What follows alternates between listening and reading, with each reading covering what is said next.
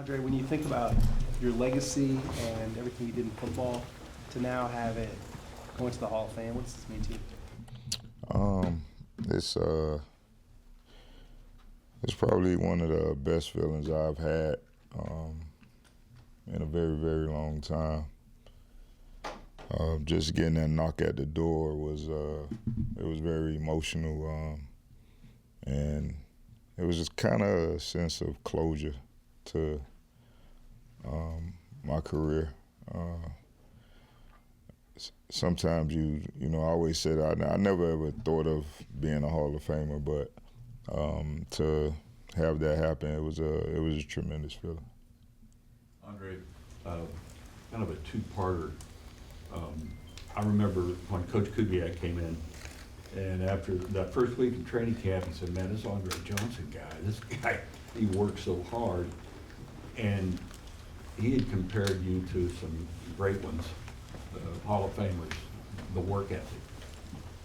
And the other part of that is talking to Kubiak last week, he said, I think once Andre, we talked about it, and he agreed to move around on the field positions, slot, wide receiver, whatever. That's when he began to flourish. I would just like your thoughts on that, and do you agree with that assessment? Yeah, definitely. I didn't really feel like my career took off until Kubiak became our head coach. The first year, he didn't really move me around a lot. And, like he said, he came to me and talked about it. He was like, hey, I'm going to have to move you around. You're going to have to learn everything that goes on in the offense and learn every position. So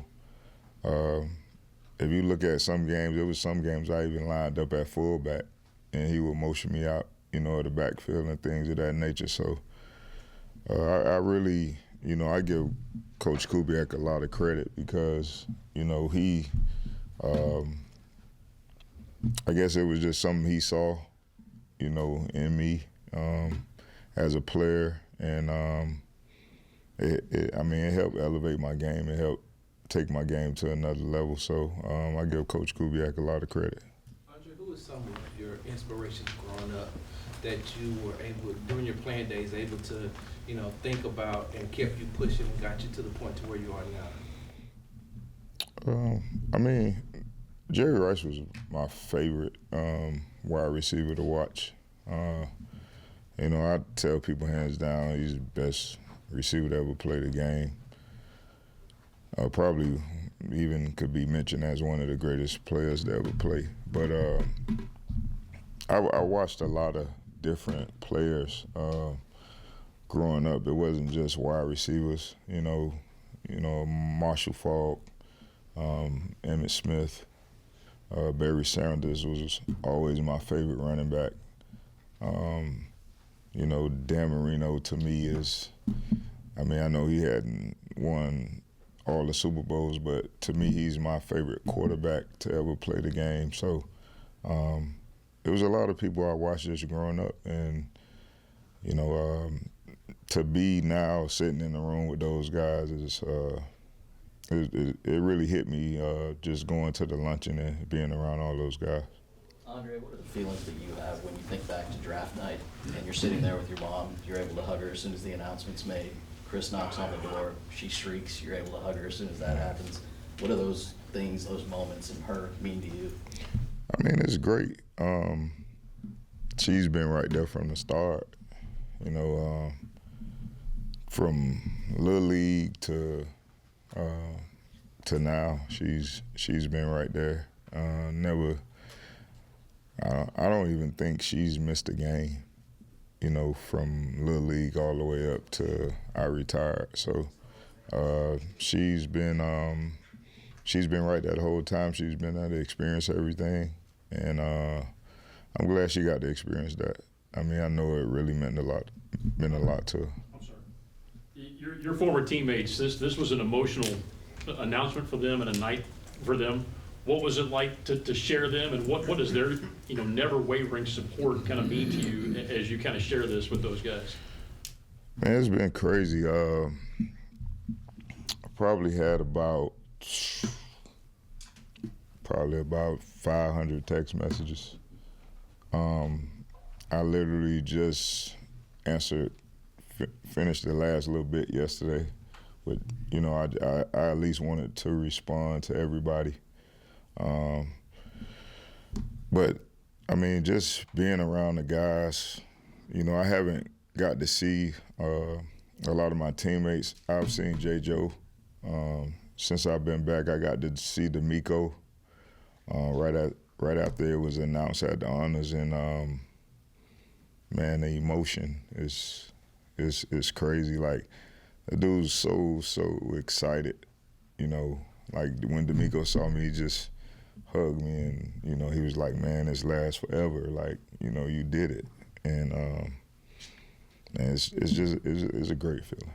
Andre, can you talk about, you said it's not something that you've ever really thought about, right? You just wanted to be great at what you do.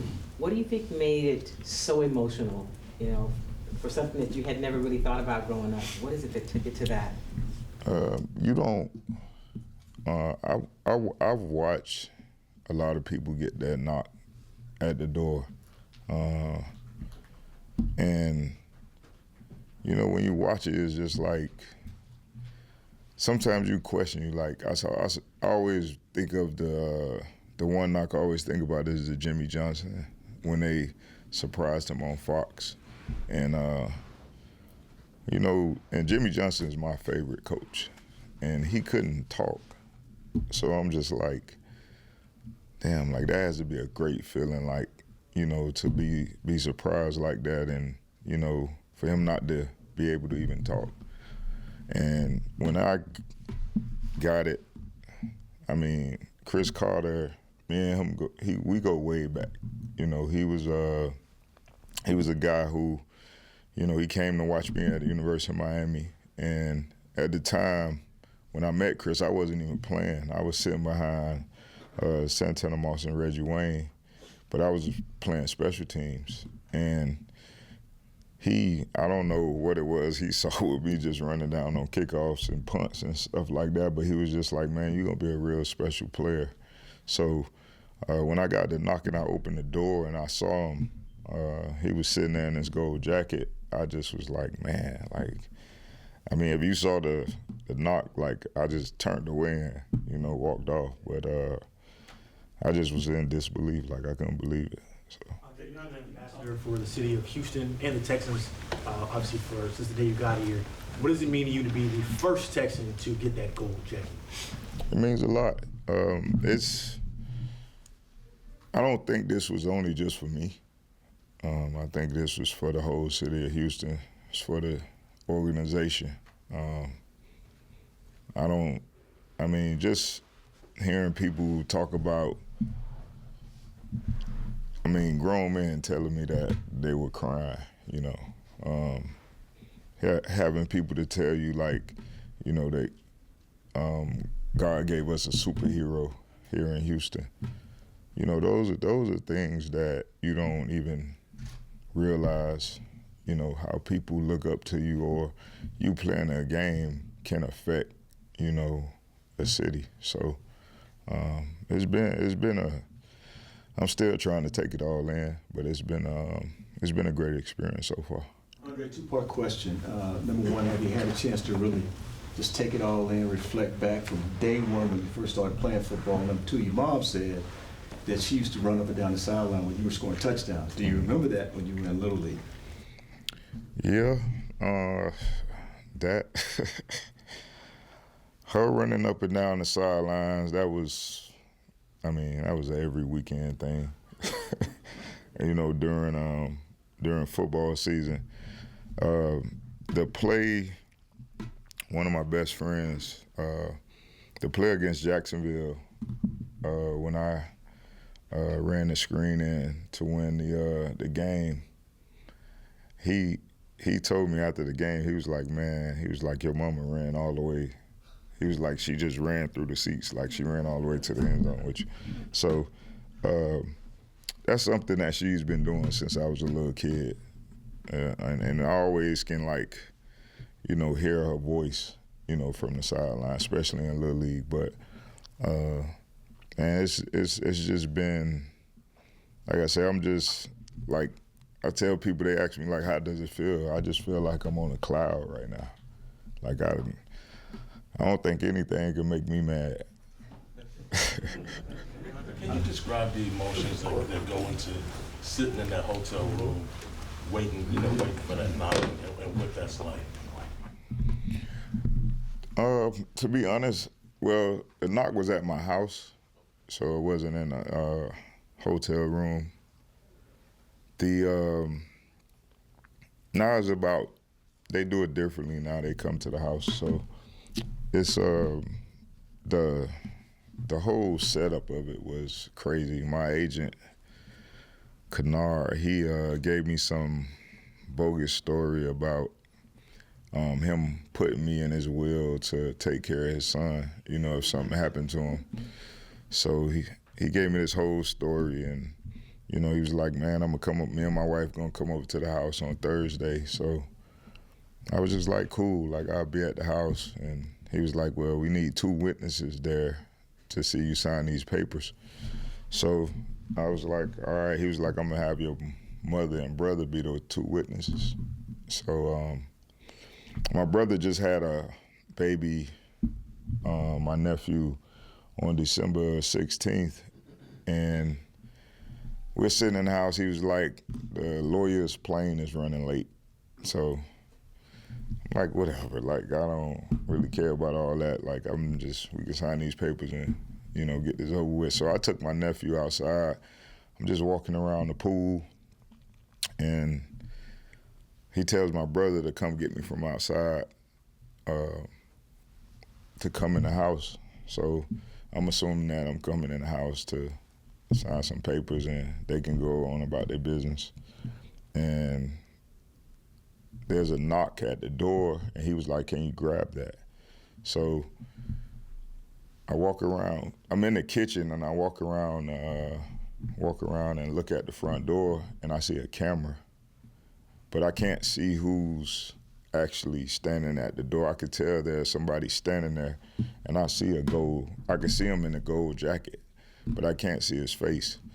So right then and there, I was like, I know this is not about to happen. Like, so I open the door, and I mean, you guys saw it. I mean, that's, it was Chris, and I was just like, wow, like this is really happening. So What was the best part of mingling with the other Hall of Famers out in Vegas? They greeted you and talked with you. I mean, what was the highlight of that?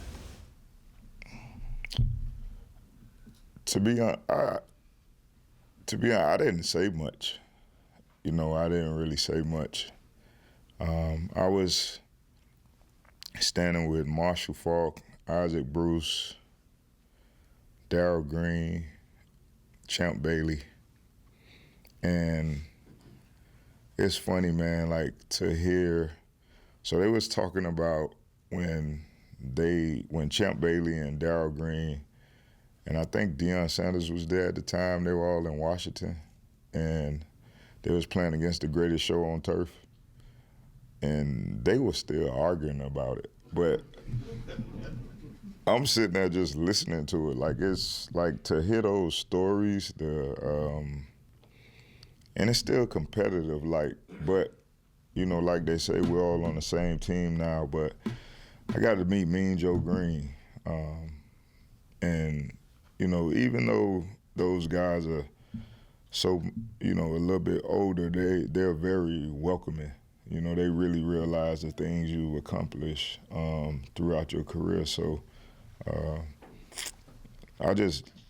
for me, I don't really have to, being around those guys, you really want to try to learn from them. Like, it's not really much you can say when you're around them, because, those are the guys I watch growing up. So to be in that class with them is great. Have you thought about who might present you, and also, do you have a favorite play of all time? A favorite what? Favorite play, your favorite? I wouldn't say I have one favorite play. Probably the play against Arizona and the play in Washington. Those probably my favorites. 2 plays. Had another play my second year in the league where I got flipped against Minnesota, catching a touchdown. So those are probably my favorite 3 plays throughout my career. As far as who may present me, there's 3 people I'm thinking about. I just hadn't really decided on who it would be. Andre, you talk Take 2 or 3 more. Andre, when you look back at your career, how much like of the success you had in the NFL kind of goes back to your time at the University of Miami, especially like 2001, I think it was, when it was like you, Frank Gore, Ed Reed. So many of you guys went on and did great things in this league. Well, I think it's crazy. I was just talking about this to one of my friends this morning. Curtis Johnson was my receiver coach in college, and he I remember he used to tell me, he used to be like, man, if you just listen to me, like, he was like, you'll be a top 5 pick in the draft. And you 17, 18 years old, you like, man, I'm not. You're not really worried about that. You know, at that time, you new to college, you're trying to have fun and things of that nature. And I remember it was a point he didn't. I think every receiver who he coached at some point wanted to fight him. He'll probably tell you that. But I mean, he was like, it was probably like the best thing that happened to me. He pushed me in a way like that I never had been pushed before, and he was just like, man, if you listen to me, like, you're gonna be a top 5 pick. And I remember him pulling me into his office one day, and he was like, I'm not trying to get you ready to play against these college guys. I'm trying to get you ready for the NFL. And when we had that meeting that day, things just, after that, it just all took off for me, because everything he told me, I did. And my game elevated, and everything just kind of took off for me. So, being around all that talent, and we would all go back and train in the off season together. So when I would leave here in the off season, I would go back and train with all these guys that are in the NFL that are playing at that high level that you talk about. So the competition was crazy. Like, every day you had to compete and you had to show what you were about. I don't care if we were in the weight room, on the field, or just playing basketball. Like, those days were like some of the most competitive days of my life, just being around all that talent and, just being around those great players. Andre, you talk about the love that you have for this team that you receive from this city and this organization. Can you talk about the personal relationship you have with the McNairs, and how much they have supported you and how much you've been there for them throughout this process? Well, I'll tell you this. They probably wouldn't want me to say this, but we had a hell of a time in Vegas.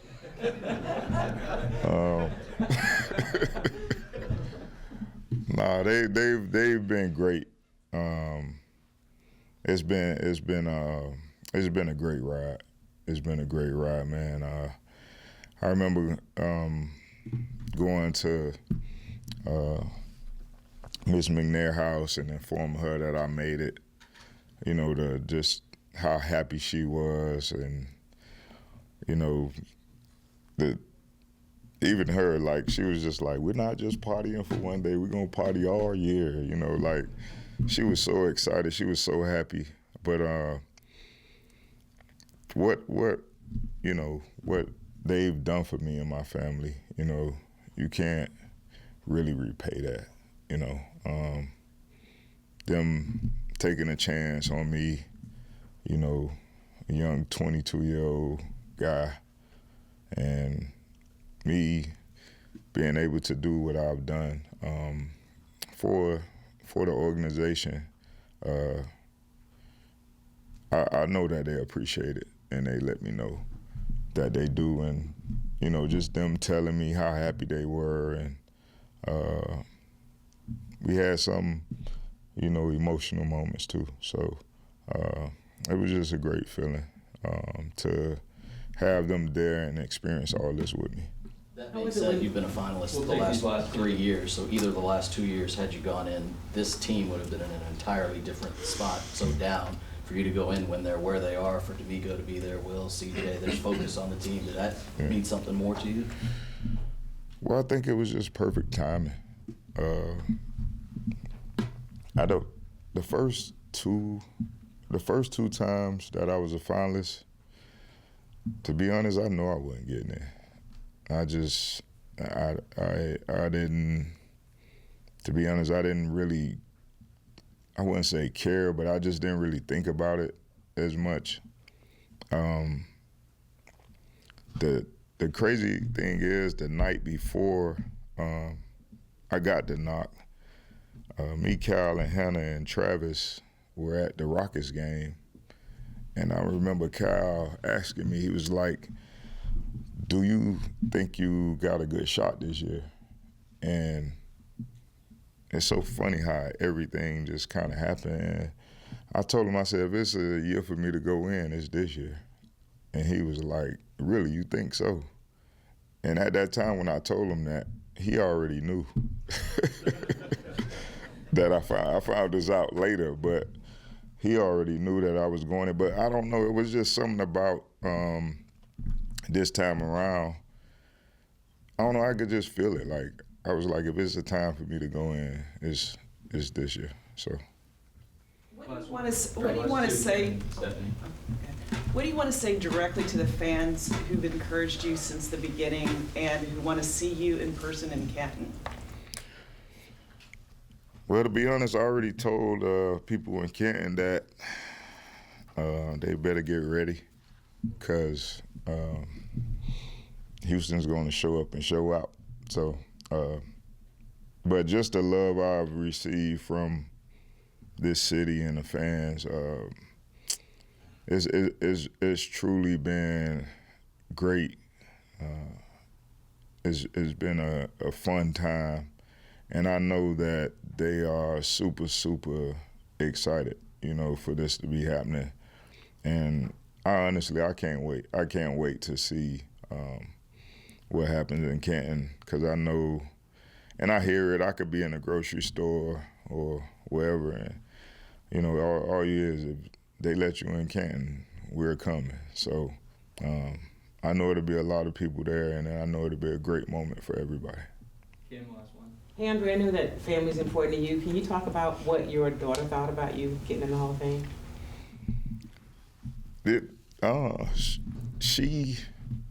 She didn't even realize like what was really going on. So she's talked about it. She couldn't she didn't know the whole thing about the knock and all that stuff. So before the previous 2 years, she would be like, "And I wanted you to get in," she would get a little upset, because she wanted me to get in. And then when I got the knock on the door and me and my mother started screaming and we were hugging, if you listen to it, you hear her in the background saying, "What's going on?"